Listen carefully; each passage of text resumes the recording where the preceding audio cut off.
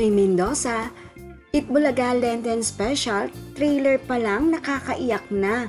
Yes, mga celebrity chika time, yan po ang ichichika ko sa inyo na lubos rin pong usap-usapan sa social media ng mga netizens, lalong-lalo na nga po ng mga followers sa supporters ni Mengay. Abay, balik Lenten Special na naman po ang mga legit Dabbercats kung kaya't kaabang-abang ang kanilang mga ipapalabas rito. Bago po tayo dumako riyan, ay nais ko po munang batiin mga team bahay, team abroad at mga seniors natin dyan. Shout out po sa inyong lahat at happy weekend po.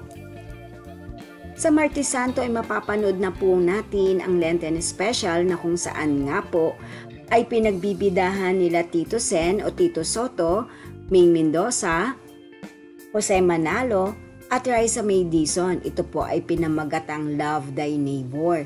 Yes po, kaabang-abang na nga po ang special episode po na ito ng Itbulaga na muling mapanood po si Mengay ng kanyang mga followers at supporters pagdating sa drama. Narito po at panoorin po natin mga kaganapan habang ginagawa nga po ang taping o shooting ng Love Thy Neighbor.